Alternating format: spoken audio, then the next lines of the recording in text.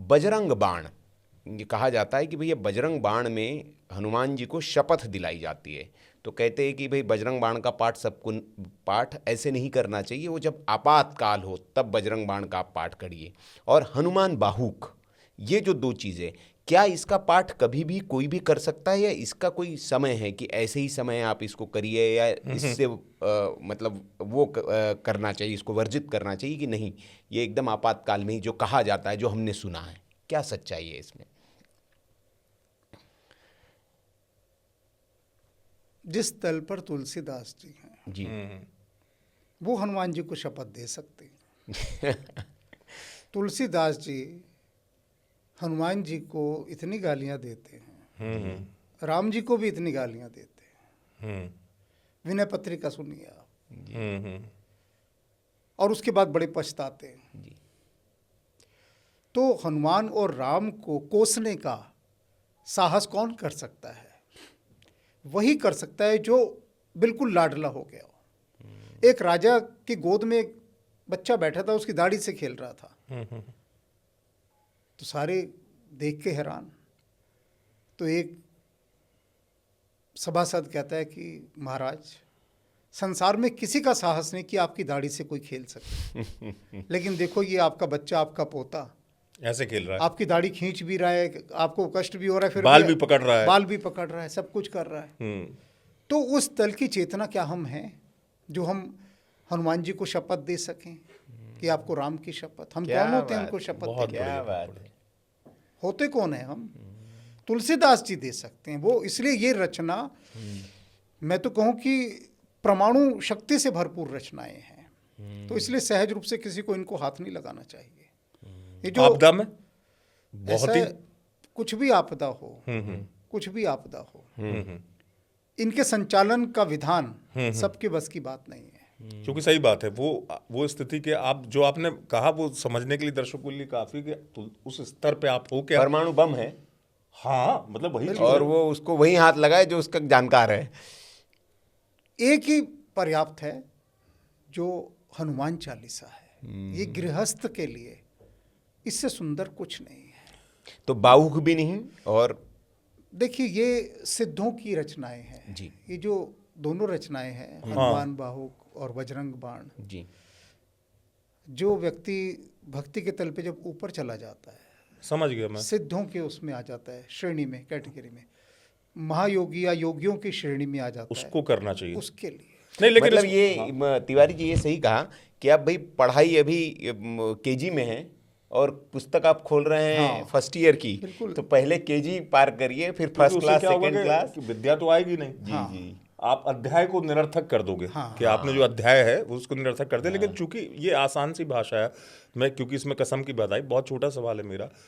तुलसीदास जी लिखते हैं हनुमत स्तवन, वो पढ़ना चाहिए कि ग्रस्त को? वो तो केवल हनुमान जी का स्तवन है, क्योंकि उसमें ये भी लिखा है, जो मेरा सवाल आगे आपसे होता उसका इसी में सवाल में जुड़ जाएगा, यत्र तत्र रघुनाथ कीर्तनम तत्र वांजलिम वाश परिपूर्ण लोचनम मारुति नमः राक्षांतकम। बिल्कुल सही। तो हनुमत स्तवन का पाठ क्या आम लोग कर सकते हैं? बिल्कुल कर सकते हैं, बहुत अच्छा है। क्योंकि जहाँ जहाँ मनोजवम मारुत तुल्य वेगम जितेंद्रियम, ये तो गायन का है। नहीं वो स्तवन है, उसमें कोई कसम नहीं है, इसलिए मैं कह रहा हूँ। मैं वो तो इतना सुंदर है, हाँ मतलब सुंदर क्या, आत्मा को विभोर कर देने वाला, भाव विभोर कर देने वाला, और बिल्कुल डुबा देने वाला है ये तो। उसका भावार्थ ये कि जहाँ जहाँ, क्योंकि उसमें ये भी सीता शोक विनाशनम, उसमें सब चीजें जब वो आता है ना, यत्र यत्र रघुनाथ कीर्तनम, और ये जो मतलब अद्भुत है ये तो।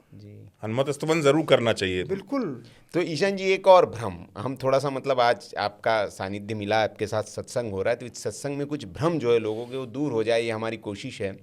क्योंकि एक इंट्रोडक्टरी पॉडकास्ट है, फिर तो हम लंबी आध्यात्मिक चर्चा आपके साथ चलती रहेगी। हम कोशिश करेंगे जब जब हनुमान जी आपको आज्ञा दे, कृपा करेंगे, तब तब हम आपके साथ बैठेंगे। स्त्रियों को लेकर बड़ा भ्रम है कि हनुमान जी की पूजा स्त्रियों को नहीं करनी चाहिए, उनको छूना नहीं चाहिए। मतलब पूजा कर सकते हैं लेकिन मंदिर नहीं जाना चाहिए, गर्भगृह नहीं जाना चाहिए, छूना नहीं चाहिए हनुमान जी को। इसमें सत्यता है? स्त्रियों को दूर रहना चाहिए हनुमान जी से? इसका उत्तर दिया हनुमान जी ने मुझे। जी बताइए। ये बड़ा बहुत प्रश्न आए थे जी। सबने कहा आप हनुमान जी से पूछिए, मैंने कहा पूछ दूंगा। जी। तो मैंने कहा ये लोग जान खाते हैं, जरा बताओ इसके बारे में। बीच बीच में मैं भी अपने प्रश्न रख देता हूँ, उनका काम सही बात है, क्योंकि वो जो उत्तर देते हैं वो प्रामाणिक उत्तर होता है वो तो स्वयं बता रहे हैं, है ना। हनुमान जी ने जो उत्तर दिया वो मैं बताता हूँ जी। कहते मेरे लिए ना कोई स्त्री है ना कोई पुरुष है, मेरे लिए सब जीवात्माएं हैं। क्या बात है। क्या बात है। तो ये जो है, ये जो भ्रम बिठाए गए हैं, ये तथाकथित कुछ भ्रामक लोगों ने फैलाए हैं। मुझे जो भी भजता है वो सिर्फ जीवात्मा भजता है। अगर आपको मैं स्त्री के वस्त्र पहना दूं तो क्या आप हनुमान जी को छूने जाएंगे तो लोग क्या करेंगे, इनको तो छूने दो, भाई तो तिवारी जी हैं हमारे, ये तो वस्त्र देखो वो पहनकर आ गए हैं, कि तिवारी जी ये जाने दो, यही कहेंगे ना पंडित जी भी। और अगर कोई स्त्री, ऐसी मैंने अनेक स्त्रियां देखी है जिनको आप ये कह नहीं सकते स्त्री बिल्कुल पुरुष लगती हैं। कपड़े भी ऐसे ही पहन लेंगी, बिल्कुल सही कोट पैंट सब कुछ, बाल भी वैसे होंगे, सच बात कही आपने। वो चली जाए तो पंडित जी कुछ नहीं कहेंगे, आओ बच्चा लो, ये करो, पूजन करो। तो हनुमान जी कहते हैं कि मेरी दृष्टि में ये भेद ही नहीं है, क्योंकि भेद सिर्फ मनुष्य के पास होते हैं, वहाँ अभेद है। तो वो उनके लिए सिर्फ जीवात्माएं हैं। तो इस बात को सुनकर अनेक स्त्रियों को इतना, मातृशक्ति को इतना आत्मबल मिला, तो उन्होंने कहा हमने तो खुल के पूजा करनी शुरू कर दी, हम किसी की परवाह नहीं करते। अब आपने कह दिया ना कि हनुमान जी ने ऐसा कहा है, मैंने कहा बिल्कुल आपने समाधान दिया जिस काम के लिए हनुमान जी ने आपको लगाया। जो जिज्ञासा का विषय होता है, हाँ। आप आध्यात्मिक चेतना है, बगैर न्याय पूजा की जा सकती है क्या गुरुजी? मतलब ये आम जन के सवाल है, क्योंकि ये भी भ्रम फैलाया गया ना, यह सच है कि अरे तुमने नहाया नहीं, तुम भगवान का नाम अभी पूजा नहीं कर सकते भगवान के सामने। ऐसा है क्या? बगैर नहाए पूजा हो सकती? जे नहाते धोते रब मिलता, ते मिलता मछियां डडुआ नो। क्या बात है। अगर नहाने धोने से परमात्मा मिलता तो मछलियों और मेंढकों को सबसे पहले मिल जाता। वो तो है ही, नहाए हुए हैं ऑलरेडी, नहाई हुए सदा ही उसमें है। क्या बात है। नहाना किसको है? चेतना को नहाना है, चैतन्य को नहाना है। उसी के स्नान की बात से हमारा ये वीडियो शुरू हुआ था, पॉडकास्ट। जी कि मूल स्नान को कराना भीतर की चेतना को। ये बाहरी जो स्नान है, ये जो अनुशासन हमारे यहाँ दिया गया, ये वास्तव में वैज्ञानिक अनुशासन था जो ऋषि मुनियों ने दिया। कि वैसे तो आदमी नहाएगा धोए ना करें बिल्कुल, तो उसको एक अनुशासन दे दिया जाए कि देख बिना नहाए तुझे पूजा नहीं करनी है। तो उस अनुशासन का लाभ बहुत हुआ। बिल्कुल सही कहा आपने।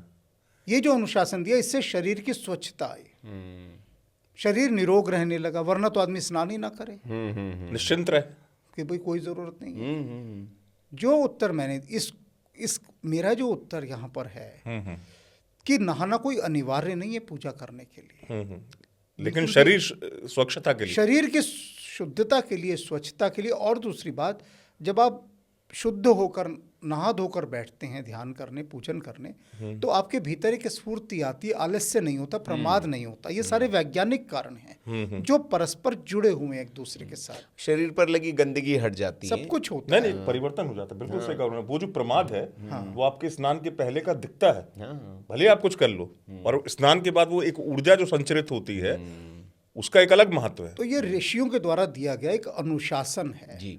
लेकिन हमारे यहाँ बहुत बड़ी बात कही गई है, आपद धर्म। उसमें कहा गया कि अगर आपका शरीर स्वस्थ नहीं है और आपका व्रत है कि बिना नहाए पूजा नहीं करनी, तो आपका वो व्रत उस दिन नहीं चलेगा। आपको उस दिन वहाँ लिबर्टी दी जाती है, छूट दी जाती है। बिल्कुल कि आप अगर शरीर को कष्ट है, कोई असुविधा है, तो आप स्नान नहीं करेंगे। सही बात। और फिर भी आप पूजन कर सकते हैं। सही बात है, क्योंकि वो विवशता है। आपद धर्म हमारे यहाँ बहुत बड़ा शब्द है। भगवान कोई इससे नाराज नहीं होते कि नहीं नहाया तो परेशान। आपद धर्म के अंतर्गत सभी नियम जो है ना वो मान्य नहीं होते, वो एक तरफ रख दिए शिथिल हो जाते हैं। उन पर पूरी की पूरी कोई भी वहाँ पर अनुशासन नहीं होता, कुछ नहीं होता, सब हटा दिए जाते हैं। तो ये कुछ गहरी बातें हैं जिनको यदि हम समझेंगे तो अपने जीवन को संतुलित करके चल सकते हैं। बिल्कुल सही बात। संतुलन बहुत आवश्यक है। तो ईशान जी, शंकर सुवन केसरी नंदन या शंकर स्वयं केसरी नंदन, क्योंकि आदरणीय रामभद्राचार्य जी जो है उनके मुताबिक कि हनुमान चालीसा में कुछ त्रुटियां आ गई हैं और हम उनका जो उच्चारण है वो त्रुटियों के साथ कर रहे हैं। जैसे सदा रहो रघुपति के दासा, वो कहे नहीं, सादर हो रघुपति के दासा। तो ये क्या मतलब है, ऐसा ये त्रुटियां हैं उसमें, ये हनुमान चालीसा में, और ये सही उच्चारण है?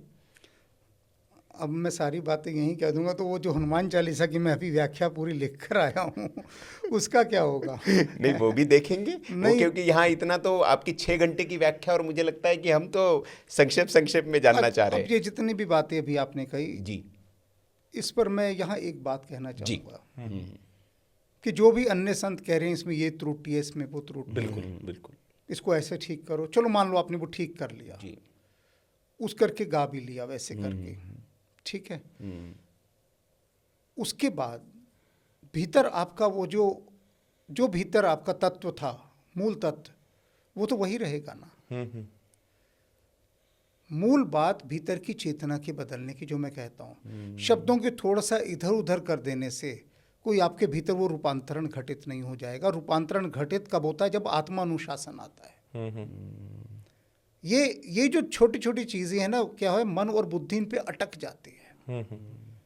अगर आपको मैं पैसेंजर ट्रेन में बिठा दूं तो आप एक गंतव्य पर 12 घंटे में पहुंचेंगे, और वही अगर एक्सप्रेस ट्रेन में बिठा दूं तो वो आप शायद 4 घंटे में पूरा कर बिल्कुल दें। सही बात है। तो ये जो छोटे छोटे से बाधा दौड़, इसको हम कहते हैं, होता है ना, जहाँ बाधा होती है, बहुत सारे ब्रेकर है, तो इन चीज़ों पर अटकना बाधा दौड़ बन जाती है। ये बाधा दौड़ के लिए हैं।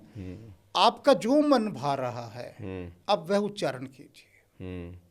इससे कोई अंतर नहीं पड़ता कि आपने यहाँ 2 शब्द वहाँ, अगर किसी का मन करता है कि उन महाराज ने कहा इनको बदल दो, उसका मन टिक रहा है तो ठीक है, कर लो, वो भी करो। कर लो।